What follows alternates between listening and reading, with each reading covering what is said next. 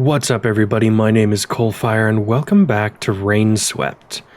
Now, in the first episode, I didn't realize that this was a demo, but it makes sense. Didn't really seem right that a game like this would be completely free, but that means I don't know how much is left. I don't know if this is gonna end like right after this scene or what else is going on in this demo, but I'm excited to jump back in. Oh, I've just loved the story so far. So, I saw her. She was right there.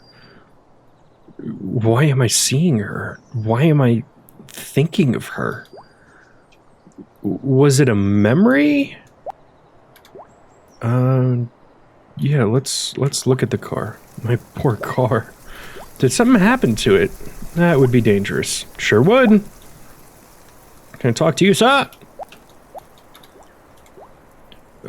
He said his name's Jack. It's a good thing we were passing by when the crash happened. Let's talk to you. You look kind of uncomfortable. Don't you need the car to be on a ramp or something? Nah, man, you worry too much. What's the issue with the car? Well, the headlights and bumper's gone. You're gonna have to have them replaced. I'm gonna have to check if I've got a replacement part so I can fix it. How long will it take you to fix it? A couple of days, 3 maybe, depending on how quickly I can get the parts. Shouldn't take me more than 4 days at most. Oh boy. Hey, dude, can you fetch me my big red wrench? It should be on the toolbox outside. Yeah, fine. You're amazing, bud. Thanks.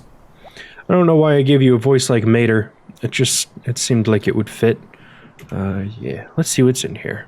Take big red wrench. This must be it. Over we go. Give item.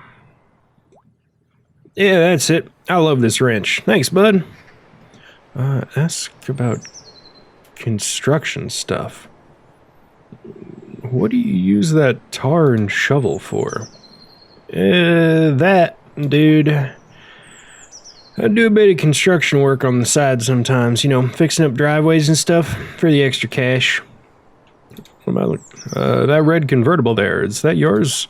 Yeah, man, it's my 65 Mustang. Love that ride. I got it used pretty cheap off a guy who couldn't take care of her anymore. Luckily, the car's got something that keeps running like new now. A big red wrench.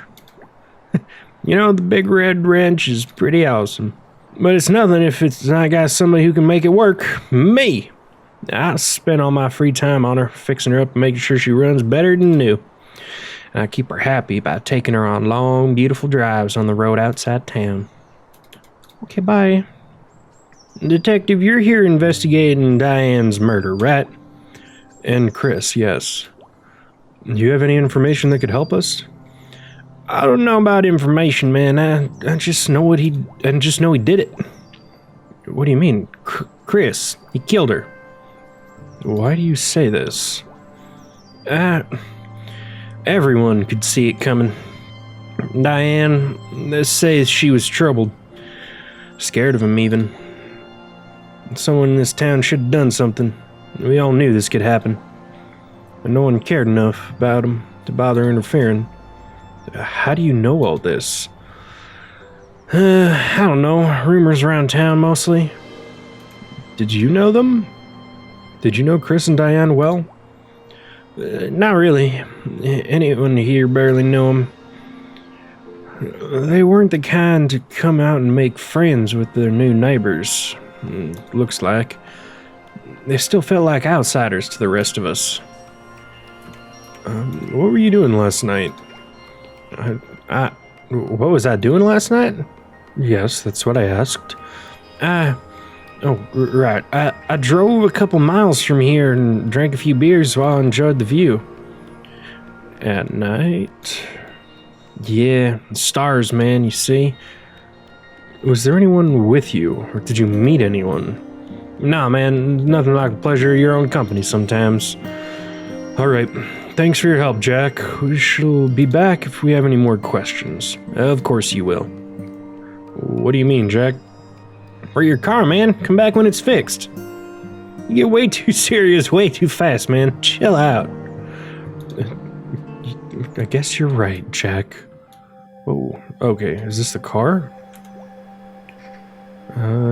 Jack got us here in that. Oh, that is a good-looking Mustang. Ooh, what a beauty. I wonder if it's... We just talked about it, man. Of course it is. Okay, do I... Oh, can I... Jack's Auto Repair Shop. Jack's the name of the guy fixing the car. Oh, you're not on the boxes anymore. Hey, hey, hey, hey, hey, hey, hey, hey, hey. Can I... there... Jeez, hope she's not hurt. Talk. Hey. Hi. Are you okay? You sure you're okay? Yeah, I'm fine, surprisingly. I apologize for the... I'm really sorry about the car crash. I don't know what... It's alright, especially since we're okay. Something else worries me, though. What's that? What happened back there? How do we hit that tree? I thought I saw something. What did you see? A person. I thought I saw a person. That's, kinda creepy. Yeah. But are you okay otherwise? I mean, I don't know you, so I don't know if this is a regular thing. No offense. No, that's okay. I know what you mean. Yeah, I mean, you collapsed back there at the crime scene, too. And then this? Yeah, I don't know. I've been a little dizzy all day. Maybe I just need a nap. Seeing this kind of stuff kind of bums me out. I'm saying if there's anything wrong, you can talk about me. You can talk to me about it. Don't hesitate. I won't. Detective! Hey there, Jack. Nice to actually see your face.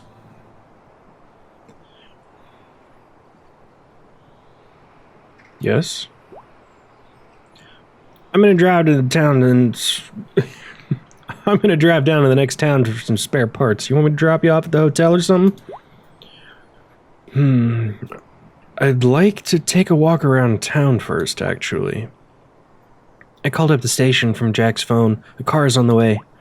They'll drop us off at the Market Street and, your luggage at the hotel. You take care now, dude. Till we meet again. I like you, Jack. We going down to town? Here we are, the famous Pineview Market. I'm kidding. Not much to see here, really. Let's see if we can talk to some of the locals here. Alright, it isn't very busy at this time of day, but there should be a few people around. Just let me know when you'd like to go back to the hotel. We can come back and talk to them another day. Okay. Fiction or non-fiction? Fiction. Yeah. Me too! I wonder if she would have said that either way. 4 p.m. I can't remember what time the investigation started, so that was, what, 2 days ago for me.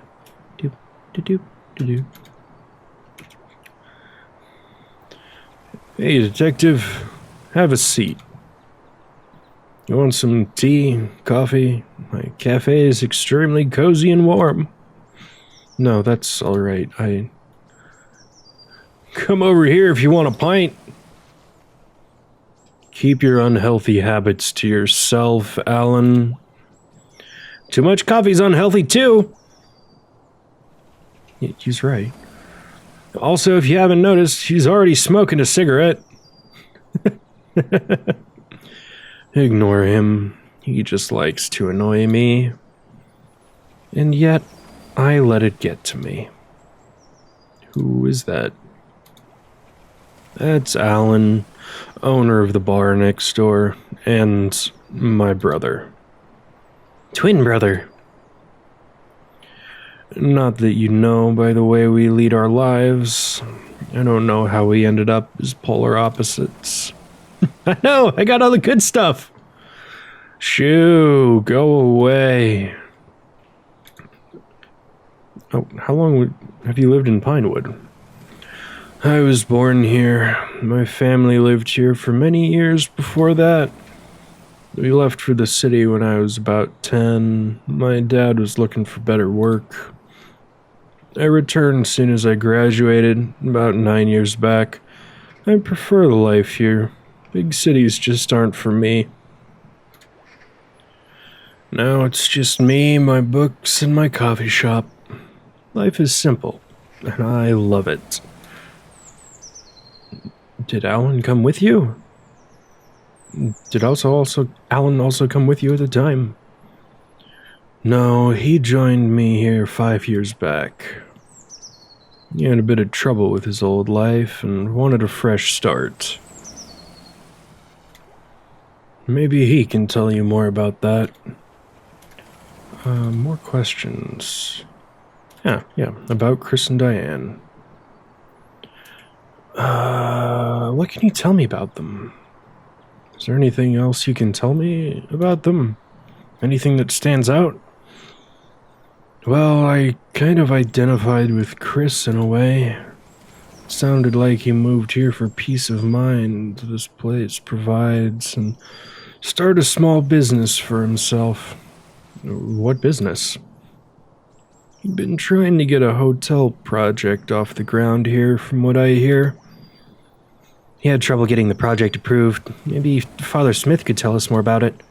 He's involved with the planning committee. Okay. Did you see them often? No, barely. A handful of times, maybe. They came into the cafe a few times, but that was in the early days when they first moved in.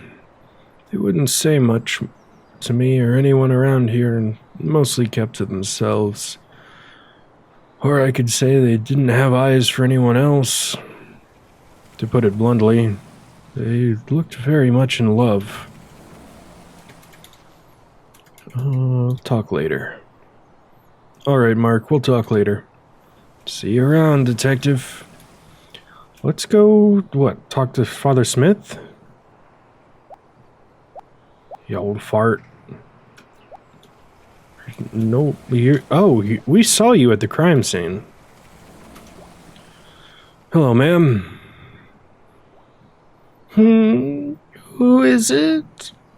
You're that detective, aren't you? Come to ask me about the murders.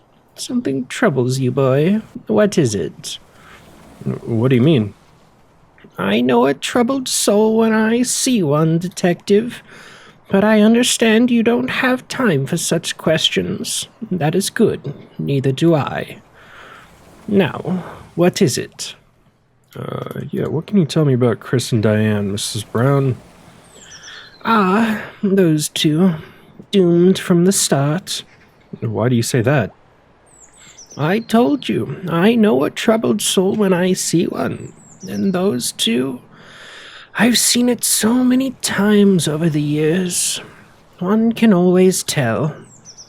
Others would tell you they were very much in love, but something wasn't right. I always felt that. And when things really did start going wrong, everyone heard about it. Where were you last night, Mrs. Brown? I went to bed around 9 p.m. Johnny could probably confirm that. He was home too. All right. Talk to you later. Okay, detective. Take care now. You too, Mrs. Brown. I know I'm not asking them all that much about themselves, but I'm more curious about the murders. Whoa. That was a really, really cool, simulated camera effect. Oh, I love stuff like that. Padre, I have some questions for you. Father Smith? Hello, Detective Anderson. Detective Anderson. New to the town, I assume.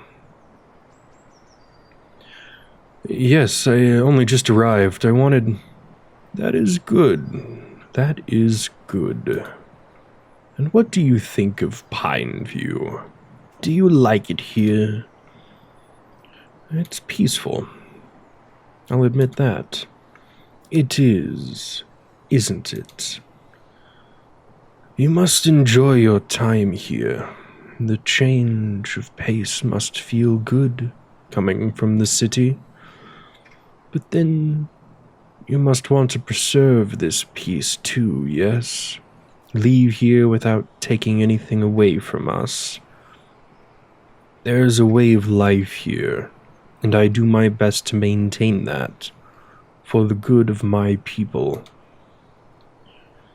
The ones that are here on more than just a merry whim. I see. Anyway, Detective, you had questions? Can you tell me about Chris and Diane? Did you know them well? Not too well. They came to the church a couple of times after they'd moved into Pineview, but then soon stopped coming at all.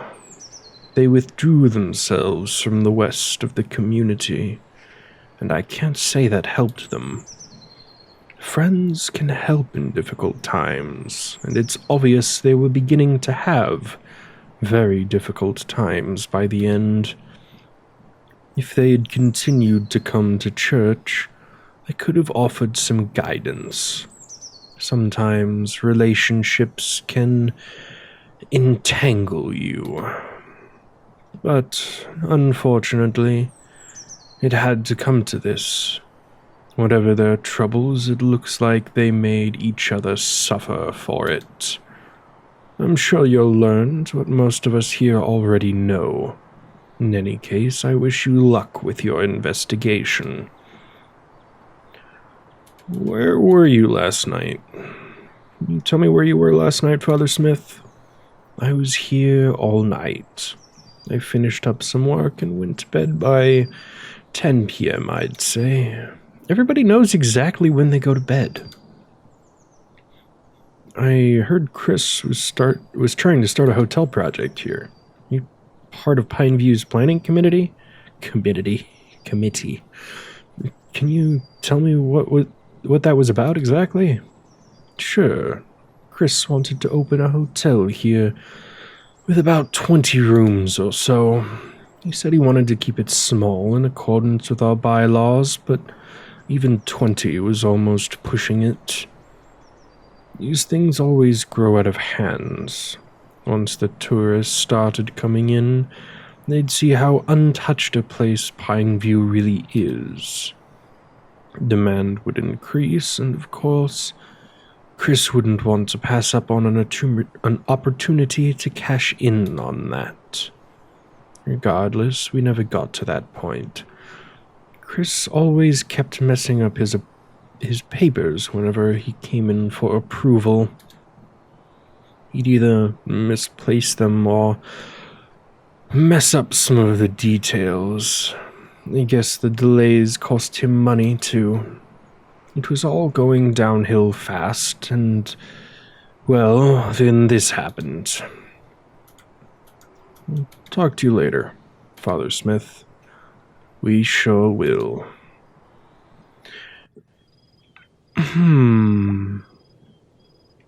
Hotel rooms. They all feel the same, don't they?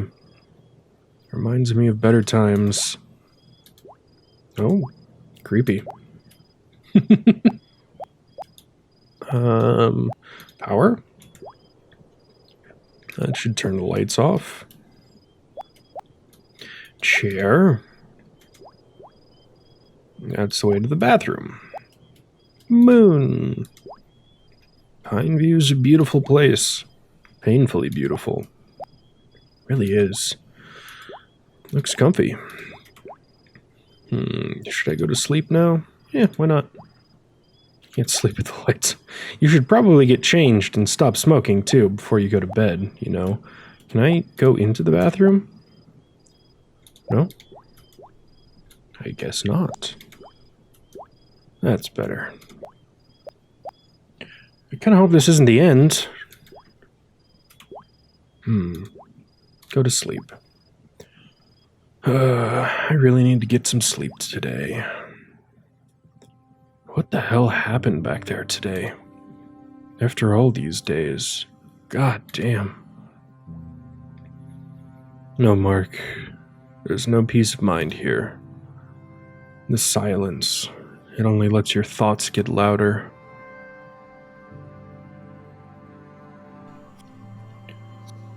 Oh, are we gonna have a funky dream sequence? Am I dreaming? Yeah. Okay. This is a horrible dream. Oh, goodness. Guess we're going over. Oh, God, no.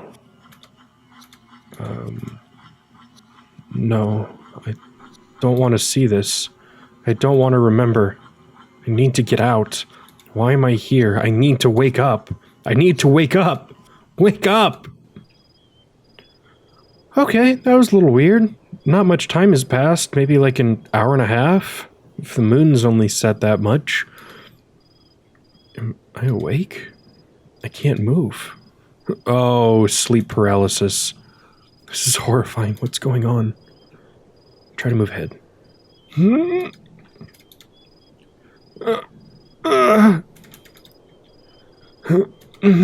This is hopeless. I can't... Wait, what's that? What the hell? Hi there. Those leaves are really pretty. Holy shit.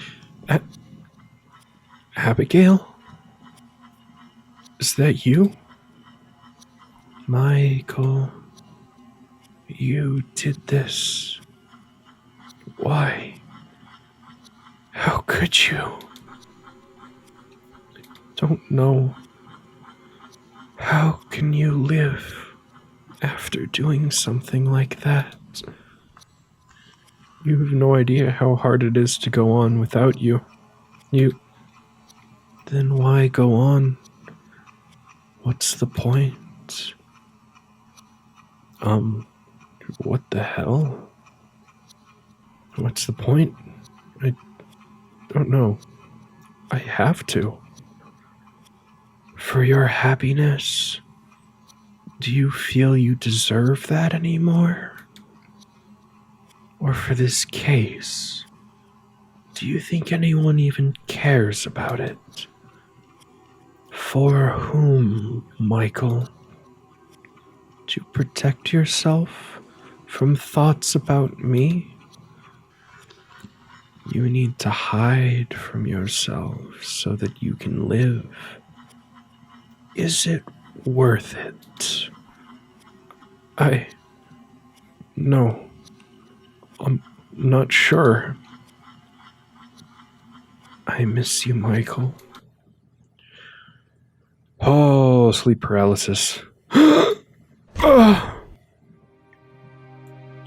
Oh no, is that it? Oh, no, sweet. Wow, that's some pretty water. Tuesday, 6:55 a.m., October 8th, 1996.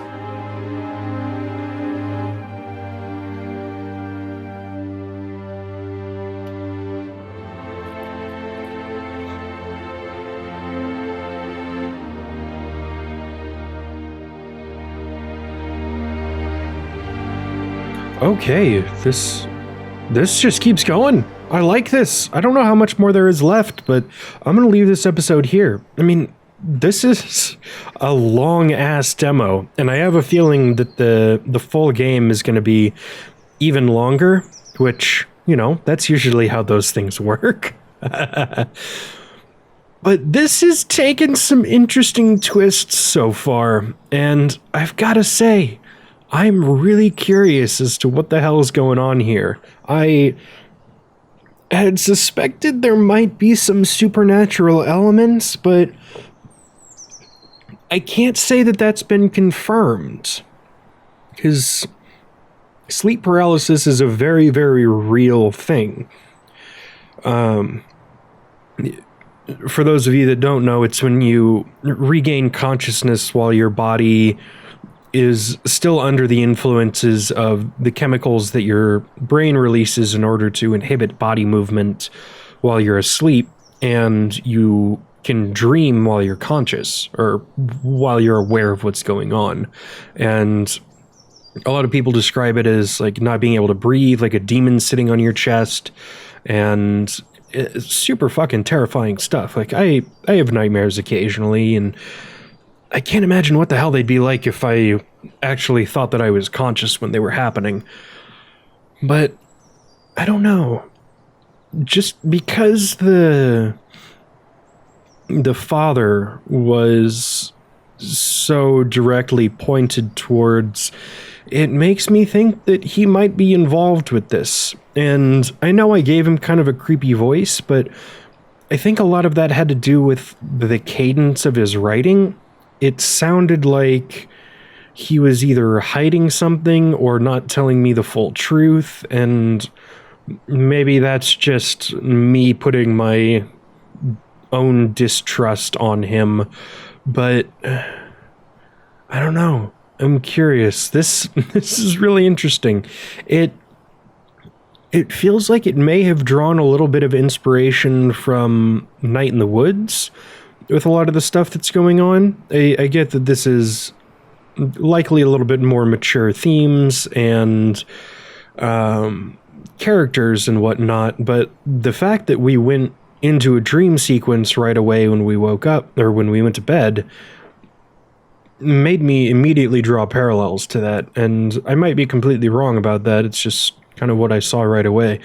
But I hope you guys are enjoying this. I'm really, really liking this so far. But thank you all so much for watching. My name is CoalFire, and I will see you next time.